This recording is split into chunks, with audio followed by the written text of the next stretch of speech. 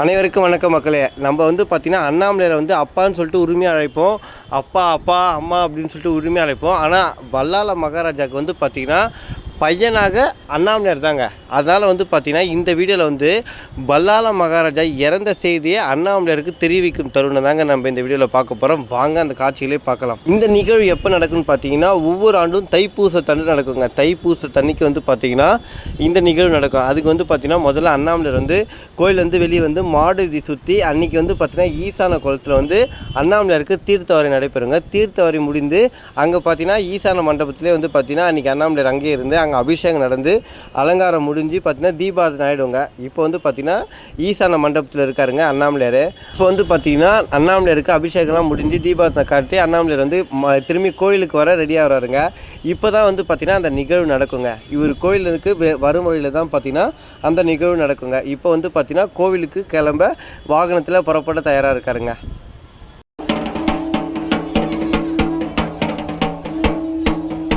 தான் பார்த்திங்கன்னா வல்லால மகாராஜா இறந்த செய்தி அண்ணாமலையார் அறிகிறாருங்க. அது பார்த்திங்கன்னா ஒரு செய்தி மூலிமா அவர் பார்த்து எடுத்துகிட்டு வராரு தெரியுங்களா. முக்காடு போட்டு இவர் தான் பார்த்திங்கன்னா அந்த செய்தி எடுத்துகிட்டு வராருங்க. இந்த செய்தி எடுத்துகிட்டு ஒரு ஓதுவார் நம்ம அண்ணாமலையார் கோயில் ஓதுவார் பார்த்திங்கன்னா அதை படித்து அண்ணாமலையாருக்கு தெரிவிப்பாருங்க. இப்போ பார்த்திங்கன்னா ஓதுவார்கிட்ட அதை கொடுத்துட்டாருங்க. இப்போ ஓதுவார் படித்து அண்ணாமலையார்கிட்ட சொல்லுவார். வாங்க அந்த காட்சிகளே பார்க்கலாம்.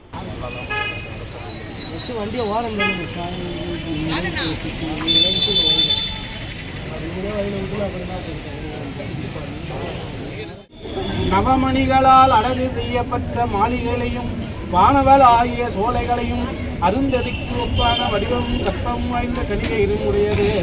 அருள் நிலை அண்ணாமலை நகரம் இத்துணை சிறப்பு வாய்ந்த அண்ணாமலையை ஆட்சி செய்த வல்லால மகாராஜன் உண்மையை பேசுபவன், உயர்ந்த குணமுடையவன், எவ்வித உயிரையும் தன் உயிர் போல் நினைப்பவன், அக்னி மரபில் தோன்றியவன், சிவபுரானுடைய திருவடிகளை ஒரு நாளும் மறவாமல் துதித்து அப்பெருமானுக்கு திருப்பணி செய்வதற்கென்றே பிறந்தவன், பிறர் பொருள் மேல் ஆசை வையாதவன், பிற மதத்தை தமக்கியாரும் தங்கையை நினைப்பவன், நீதி தவறாதவன், அருளே வடிவம் கொண்ட அண்ணாமலையாருடைய ஆலய திருப்பணியை மன மகிழ்ச்சியோடு செய்யும் மேன்மையான அன்புடையவன், இத்துணை சிறப்பு வாய்ந்த வல்லால மாமனுடைய ஆட்சியிலே புலியும் பசுவும் ஒரு துறையில் நீர் அறிந்து மகிழ்ந்து குலாவி சேர்ந்து வசிக்கும். இவ்வாறாக அரசன் செங்கோல் செலுத்தி வருகையில் நமக்கு பின் நம் பெயரை சொல்லவும் ஆட்சி செய்யவும் பிள்ளை இல்லையே என்று மனம் வருந்தினான். இந்நகருக்கு வரும் அடியார்கள் முதலியோருக்கு இல்லை என்னால் அவர்கள் வேண்டுவனத்தை அளித்து வருவோமாயில் அண்ணாமலை பெருமான் அருளால் மகப்பேறு அடையக்கூடும் என்று அமைச்சர்கள் கூறினார்கள். அதனை கேட்ட வல்லால மாமன்னன் அவ்வாறே செய்ய இசைந்து இப்பகுதியின் கண் வந்தவர்கள் எந்த பொருளை கேட்பினும் குறைவர தந்திடுவோம் என்று கொடி நாட்டி செய்தியை நாடெங்கும் பரப்புக என்றால் அமைச்சர்கள் அவ்வாறே கொடிநாட்டு முரசதைத்து செய்தியை பரப்பினர். அண்ணாமலையில் அறநெறி தவறாமல் ஆட்சி செய்து கொண்டிருந்த வல்லால மகாராஜன் மக்கட்பேறு இல்லாமையால் மனம் ஆட்டமுற்றிருந்த போது அவனுடைய அன்பின் ஆழத்தை அனைவருக்கும் உணர்த்த வேண்டி அண்ணாமலையார் அடியார் வேடம் கொண்டு அவன் அரண்மனைக்கு புகுந்தார். ஆழமாக சோதித்தார்.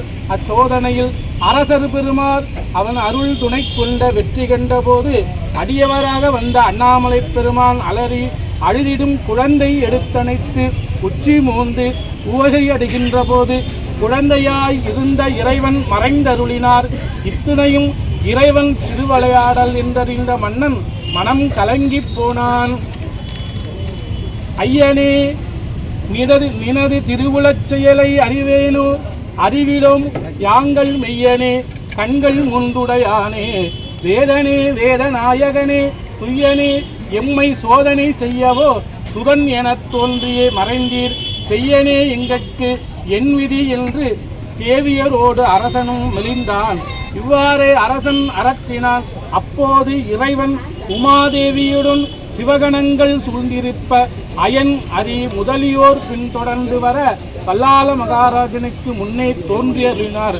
அப்போது அரசன் ஆதியே சரணம், மண்மேல் அடியரை காக்க வல்ல சோதியே சரணம், கங்கை தூய செஞ்சடை துண்ட பாதிமாமதி அணிந்த பரமனே தமியேற்கு உற்ற நீதியை தாங்க ஓர் செய் நின்மலா அருளுவாயே ஆதியே அருட்பெருஞ்சோதியே பாதி மதியணிந்த பரமனே அடியேனிடமுள்ள செங்கோலை ஏற்று ஆட்சி செய்யக்கூடிய மகன் ஒருவனை தந்தருள வேண்டும் என்று வேண்டினார். அப்போது சுந்தர மன்னாக்கென்மோ சுதன் உனக்கு யாமோ ஆனோம் அந்தத்தில் நாம் உனக்கே அரைவீதி முடிப்போம் என்று சந்திரசேகரனார் வாழ்த்தி சாந்தனர் கையிலை பின்னர் மந்தமாய் உலகை வேந்தார் பண்புடன் அங்கு விடுத்தான். கோடிகளை எல்லாம் என்ற அன்னையும் கன்னியும் ஆகிய உண்ணாமுலை பிராட்டியுடன் இடைவேல் தோன்றி அண்ணாமலையார் அளித்த வாக்குறுதிப்படி வல்லாள மகாராஜனுக்கு பிறகு அவனுடைய வாரிசாக இருந்து அனைத்தையும் செய்ய வேண்டியவர் அண்ணாமலையாரே ஆவார்.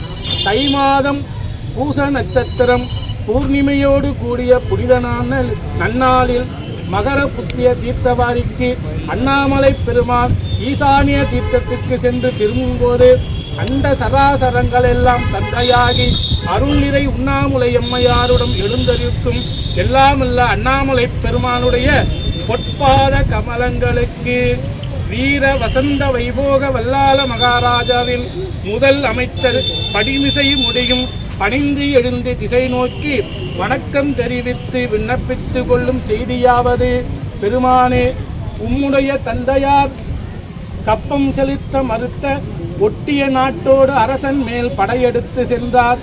3 நாட்கள் இராப்பகலா போர் நடைபெற்றது.